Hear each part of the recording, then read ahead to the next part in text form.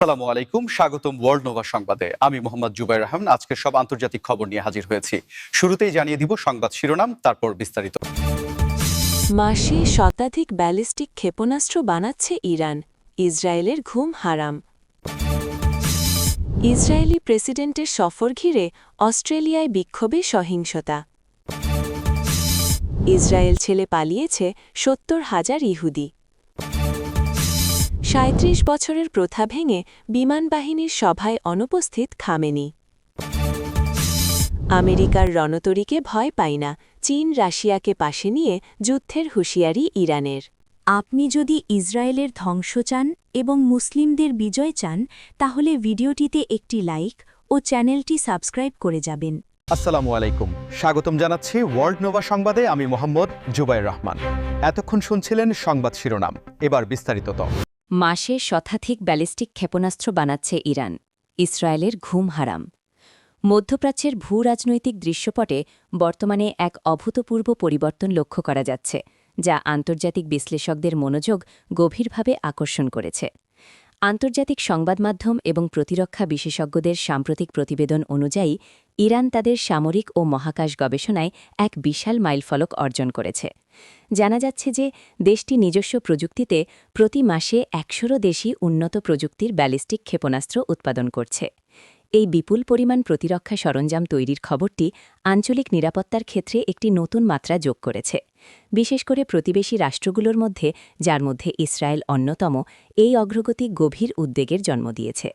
সামরিক বিশেষজ্ঞদের মতে এই ধরনের উচ্চ প্রযুক্তির ক্ষেপণাস্ত্রগুলোর উৎপাদন কেবল সংখ্যাগত দিক থেকেই নয়, বরং গুণগত এবং কৌশলগত দিক থেকেও অত্যন্ত তাৎপর্যপূর্ণ।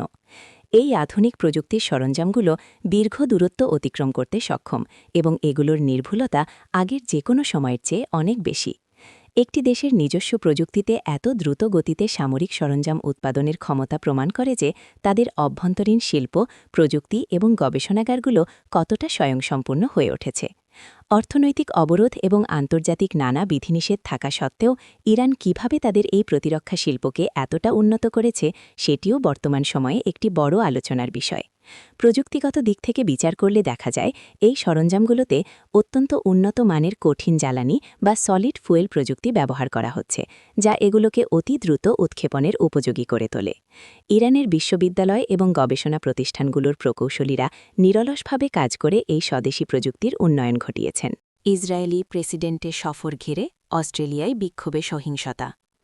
আন্তর্জাতিক কূটনীতির ক্ষেত্রে যে কোনো রাষ্ট্রপ্রধানের সফর সবসময়ই অত্যন্ত তাৎপর্যপূর্ণ একটি ঘটনা হিসেবে বিবেচিত হয়। তবে অনেক সময়ই এই ধরনের সফরকে কেন্দ্র করে সাধারণ মানুষের মধ্যে মিশ্র প্রতিক্রিয়া এবং আবেগের বহিঃপ্রকাশ দেখা যায়। সম্প্রতি ইসরায়েলের প্রেসিডেন্টের অস্ট্রেলিয়া সফরের সময় ঠিক এমন একটি পরিস্থিতি তৈরি হয়েছে, যেখানে সাধারণ মানুষের ক্ষোভ এবং বিক্ষোভ এক ভিন্ন মাত্রা ধারণ করেছে। একটি উন্নত এবং গণতান্ত্রিক দেশ হিসেবে অস্ট্রেলিয়ায় সবসময়ই মানুষের মত প্রকাশের স্বাধীনতা এবং শান্তিপূর্ণ সমাবেশের অধিকারকে অত্যন্ত সম্মান দেওয়া হয়। তবে এবারের চিত্রটি ছিল রাজনৈতিক এবং সামাজিক দৃষ্টিকোণ থেকে কিছুটা ভিন্ন। এই সফরের প্রতিবাদে অস্ট্রেলিয়ার বিভিন্ন বড় এবং গুরুত্বপূর্ণ শহর যেমন সিডনি এবং মেলবোর্নে হাজার হাজার সাধারণ মানুষ রাস্তায় নেমে আসেন। তাদের এই বিশাল বিক্ষোভের মূল কারণ ছিল মধ্যপ্রাচ্যের চলমান পরিস্থিতি এবং মানবাধিকার সম্পর্কিত বৈশ্বিক নানা প্রশ্ন। সাধারণ নাগরিক, মানবাধিকার কর্মী এবং বিভিন্ন সামাজিক সংগঠনের সদস্যরা প্ল্যাকার্ড হাতে এই প্রতিবাদে স্বতঃস্ফূর্তভাবে অংশ নেন। তবে শান্তিপূর্ণভাবে শুরু হওয়া এই সমাবেশগুলোর কোনো পর্যায়ে পরিস্থিতি কিছুটা নিয়ন্ত্রণের বাইরে চলে যায় এবং অনাকাঙ্ক্ষিত অস্থিতিশীলতা বা বিশৃঙ্খলার সৃষ্টি হয়। স্থানীয় প্রশাসন এবং আইনশৃঙ্খলা রক্ষাকারী বাহিনীকে পরিস্থিতি শান্ত করতে এবং শহরের শৃঙ্খলা ফিরিয়ে আনতে রীতিমতো হিমশিম খেতে হয়। পুলিশের পক্ষ থেকে আনুষ্ঠানিকভাবে জানানো হয়েছে যে জনগণের জানমালের সার্বিক নিরাপত্তা নিশ্চিত করতে এবং শহরের স্বাভাবিক জীবনযাত্রা বজায় রাখতে তারা সর্বাত্মক চেষ্টা চালিয়েছেন। এই ধরনের ঘটনা প্রমাণ করে যে বিশ্বায়নের এই যুগে পৃথিবীর এক প্রান্তের কোনো রাজনৈতিক বা ভূ-রাজনৈতিক ঘটনা অন্য প্রান্তের সাধারণ মানুষের মনে কতটা গভীর প্রভাব ফেলতে পারে। বিক্ষোভের কারণে শহরগুলোর প্রধান প্রধান সড়কগুলোতে দীর্ঘ যানজটের সৃষ্টি হয়, যার ফলে সাধারণ মানুষের দৈনন্দিন জীবনযাত্রা মারাত্মকভাবে ব্যাহত হয়। অনেক ব্যবসা প্রতিষ্ঠান নিরাপত্তার স্বার্থে তাদের কার্যক্রম সাময়িকভাবে বন্ধ রাখতে বাধ্য হয়, যা স্থানীয় অর্থনীতিতেও কিছুটা নেতিবাচক প্রভাব ফেলেছে। আপনারা যারা আমাদের চ্যানেলের নিয়মিত দর্শক, যদি এই প্রতিবেদনটি আপনাদের তথ্যবহুল মনে হয় তবে অবশ্যই ভিডিওটিতে একটি লাইক দেবেন এবং চ্যানেলটি সাবস্ক্রাইব করে আমাদের উৎসাহিত করবেন। ইসরায়েল ছেড়ে পালিয়েছে ৭০,০০০ ইহুদি। জনমিতি বা ডেমোগ্রাফির আকস্মিক পরিবর্তন একটি দেশের অর্থনীতি, সমাজ ব্যবস্থা এবং সামগ্রিক ভবিষ্যতের জন্য অত্যন্ত গুরুত্বপূর্ণ একটি সূচক হিসেবে কাজ করে। সম্প্রতি প্রকাশিত বিভিন্ন আন্তর্জাতিক পরিসংখ্যান এবং প্রথম সারির সংবাদমাধ্যমের তথ্য অনুযায়ী মধ্যপ্রাচ্যে একটি অত্যন্ত উল্লেখযোগ্য ঘটনা ঘটছে, আর তা হল প্রায় ৭০,০০০ ইহুদি নাগরিক ইসরায়েল ছেড়ে উন্নত এবং নিরাপদ জীবনের সন্ধানে অন্য দেশে স্থায়ীভাবে পাড়ি জমিয়েছেন। এই বিশাল সংখ্যক মানুষের দেশত্যাগের কারণ হিসেবে বেশ কয়েকটি গুরুত্বপূর্ণ বিষয়কে সামনে নিয়ে আসছেন সমাজবিজ্ঞানী এবং অর্থনীতিবিদরা। প্রথমত, দীর্ঘস্থায়ী আঞ্চলিক উত্তেজনা এবং ভবিষ্যতের অনিশ্চয়তা মানুষের মনে এক ধরনের গভীর মনস্তাত্ত্বিক চাপ সৃষ্টি করেছে। প্রতিটি মানুষই তার পরিবার এবং সন্তানদের জন্য একটি নিরাপদ, শান্তিপূর্ণ এবং স্থিতিশীল পরিবেশ চায়। যখন সেই কাঙ্ক্ষিত পরিবেশ বিঘ্নিত হয় তখন তারা স্বাভাবিকভাবেই বিকল্প ঠিকানার সন্ধান করে। দ্বিতীয়ত, অর্থনৈতিক প্রভাব একটি বড় এবং অত্যন্ত কার্যকর নিয়ামক হিসেবে কাজ করছে। ক্রমাগত ভূরাজনৈতিক অস্থিরতার কারণে ইসরায়েলের অর্থনীতি, বিশেষ করে তাদের অত্যন্ত সম্ভাবনাময় এবং বিশ্বজুড়ে সমাদৃত প্রযুক্তি ও স্টার্টআপ খাতগুলো বেশ বড় ধরনের চ্যালেঞ্জের সম্মুখীন হচ্ছে। বিদেশি বিনিয়োগ কমে যাওয়ার আশঙ্কা, নিত্যপ্রয়োজনীয় জিনিসপত্রের দাম ও জীবনযাত্রার ব্যয় বৃদ্ধি এবং মুদ্রাস্ফীতির কারণে মধ্যবিত্ত শ্রেণীর জন্য স্বাভাবিকভাবে টিকে থাকা অত্যন্ত কঠিন হয়ে পড়ছে। এই দেশত্যাগীদের মধ্যে একটি বিশাল অংশ হচ্ছেন উচ্চশিক্ষিত পেশাজীবী, প্রযুক্তি বিশেষজ্ঞ, প্রকৌশলী এবং চিকিৎসক, যা ইসরায়েলের জন্য একটি বিশাল মেধাপাচার হিসেবে দেখা দিচ্ছে। যারা দেশ ছাড়ছেন তাদের অনেকেরই ইউরোপ বা আমেরিকার বিভিন্ন দেশের দ্বৈত নাগরিকত্ব রয়েছে, যার ফলে তাদের জন্য নতুন কোনো দেশে গিয়ে জীবন শুরু করা অপেক্ষাকৃত অনেক সহজ। এই পরিস্থিতি ইসরায়েলের অভ্যন্তরীণ আবাসন খাত, ব্যাংকিং ব্যবস্থা এবং শ্রম বাজারের ওপরেও বড় ধরনের নেতিবাচক প্রভাব ফেলছে।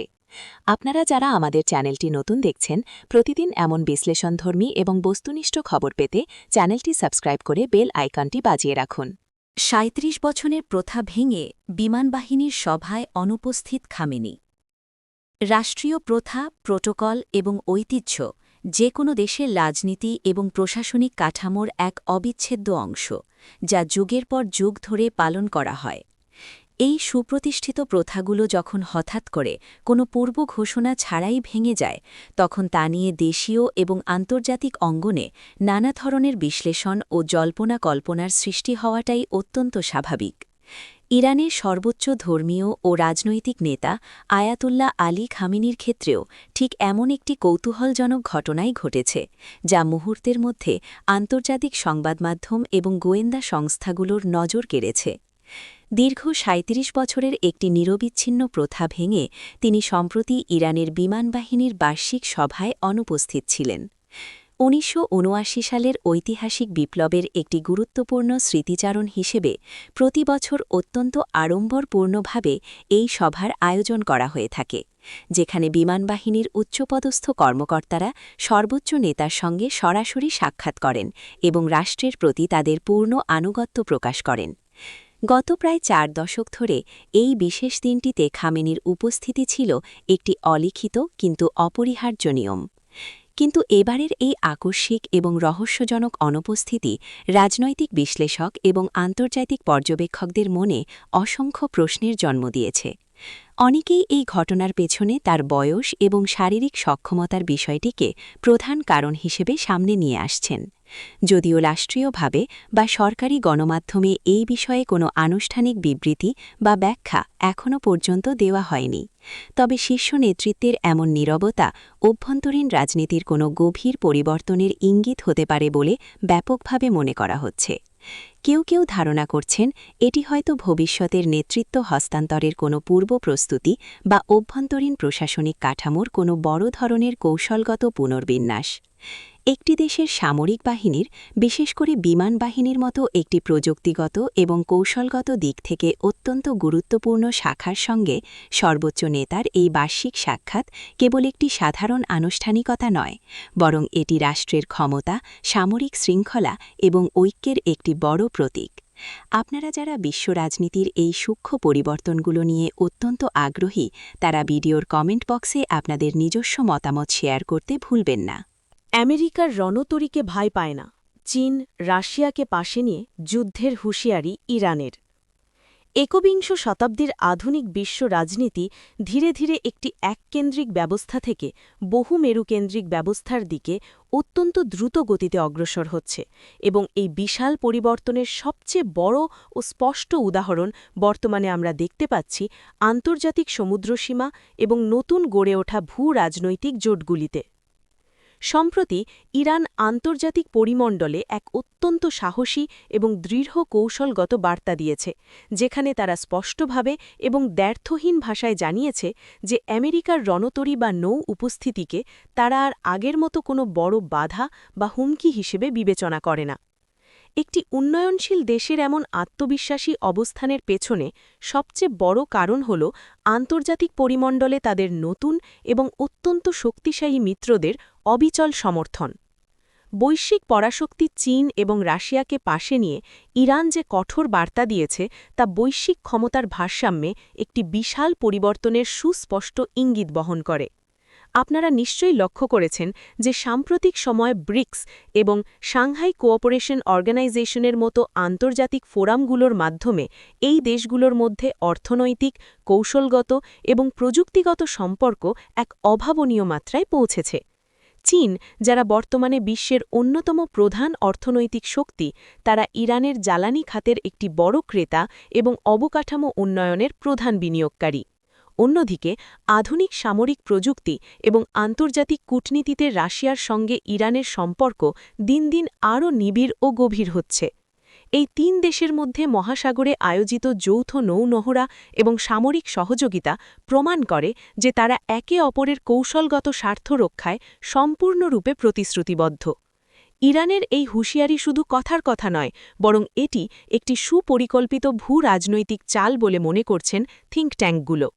সমুদ্রপথে, বিশেষ করে পারস্য উপসাগর এবং ভারত মহাসাগরের মতো অত্যন্ত গুরুত্বপূর্ণ বাণিজ্যিক রুটে নিজেদের আধিপত্য বিস্তারের ক্ষেত্রে এই জোট পশ্চিমা নৌশক্তির জন্য একটি বড় চ্যালেঞ্জ হয়ে দাঁড়িয়েছে।